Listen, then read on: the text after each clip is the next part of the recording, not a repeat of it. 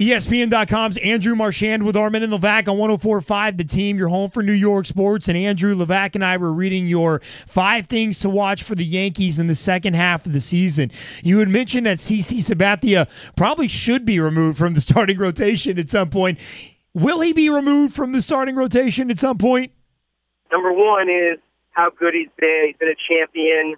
He's been an ace, and he's a very intelligent pitcher. So can he work things out? I think you got to give him maybe a little bit more rope to try to do that. That's number one. Number two, he's owed a lot of money, $25 million this year, $25 million next year, and then most likely he should be able to pick up the player option for 2017. So that's a lot of dough that they owe him. So once you take him out of that rotation, I mean, he can get back in there perhaps, but it's like, what do you do with CC Sabathia and all that money for the next couple of years? So there are a lot of factors, and I mean, do you trust a guy like Luis Severino from who's in AAA right now, who's 5-0 with a less than 2 ERA to replace CC Sabathia? I don't know. Maybe you do, maybe you don't. But I will tell you this. I mean, he's got to pitch better. I mean, I don't think they can't lose the division because they're tied down by CC's contract. Especially a year after they took so much criticism for leaving Jeter in that second spot in the lineup. They can't let another veteran hold them back, right? I agree. I think it's a different situation. I think, with Jeter, they kind of knew he shouldn't be in the number 2 spot, but last year they had so many injuries. Their offense was so poor. When we asked Girardi, all right, well, why is Jeter batting second? He would say, well, then who else should bat second? And yes, it should have been Ellsbury and Gardner. That's obvious. And it's even more obvious this year when you see how good they've been together.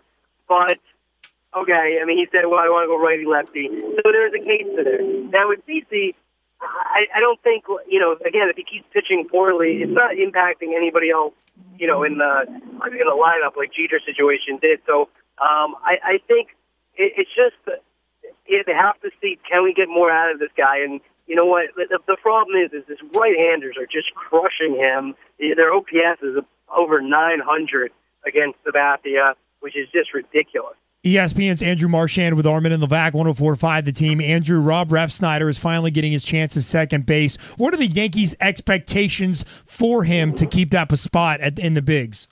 You can't lose games, at second base fielding-wise.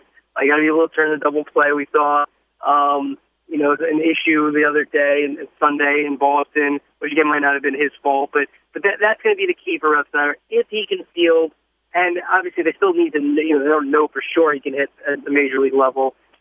He's got a chance to unseat Stephen Drew. Andrew, yesterday we were talking to Buster Olney, and he said the Yankees have no true or glaring weakness. Where should our confidence level be in this team as we go into the second half? I can't say that this team is going to definitely make the playoffs just because there's been times during the first half where they've gone week or two at a time where they've looked so bad. Remember the beginning of the season? That stood out the most, where you thought this team might be the worst Yankee team in history. Now they put things together since then, and I agree with Buster. I don't think they'll make a big trade. I think if they might not even make any trades.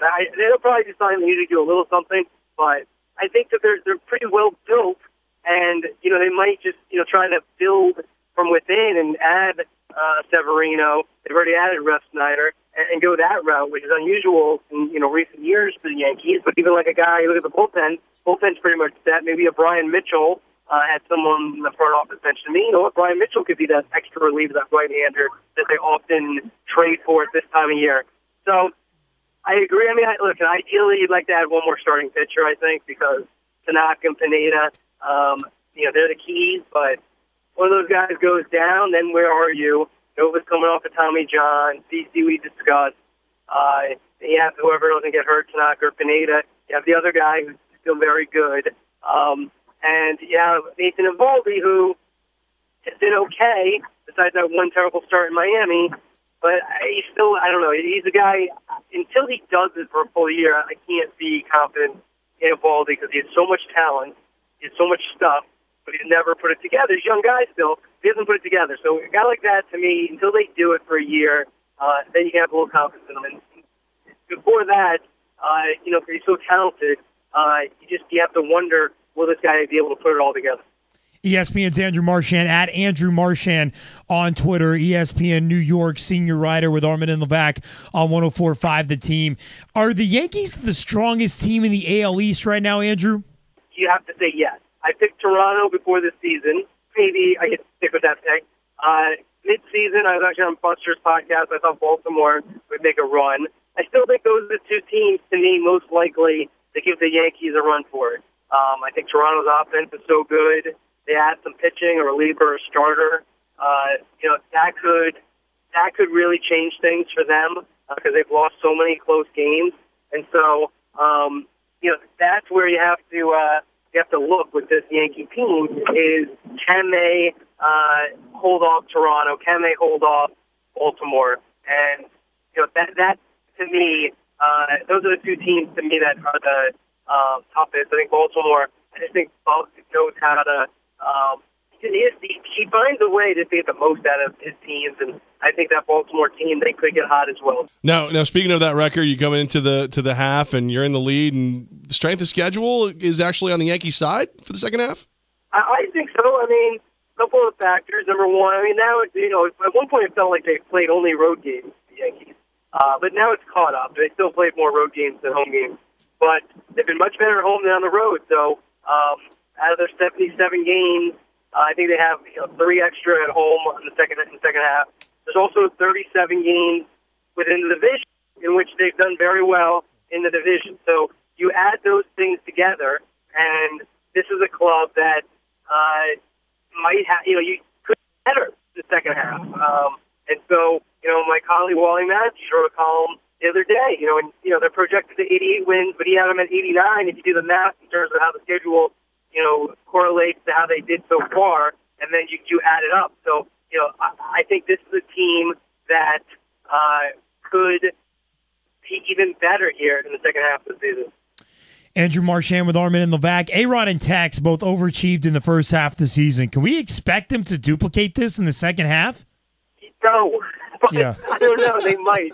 I mean, you really can't. I don't know if you can expect it. I don't think anybody expected this. I did awards the other day, and I gave A-Rod the Jack Buck Award because I remember when Kirk Gibson hit that home run in '88 in Game 1 of the World Series. He says, "I can't believe what I just saw." And I think that's how I would describe the first half of the season for Alex Rodriguez. I mean, I can't believe what I just saw because I don't think anybody expected what A-Rod's done. He's going to be 40 this month, 2 hip surgeries, the suspension for steroid use, and being involved in biogenesis investigation. But he's done it. I mean, you got to wonder what he's doing to do it, but it's so far no failed test. So you got to give him, I guess, the benefit of the doubt on that one, at least for the time being. But so he's been amazing, and Teixeira's been the MVP of this team.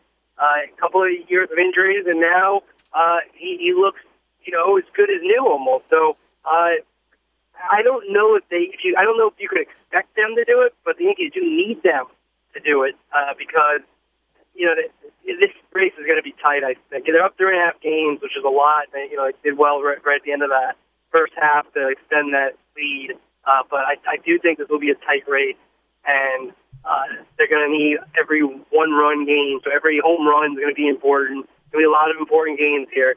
Andrew Marchand, ESPN New York senior writer at Andrew Marchand on Twitter, ESPNNewYork.com. Read his blogs daily and his great work daily. Andrew, thanks so much for your time today. I appreciate it, man. Have a great weekend and have a great Yankees homestand. Thanks, fellas.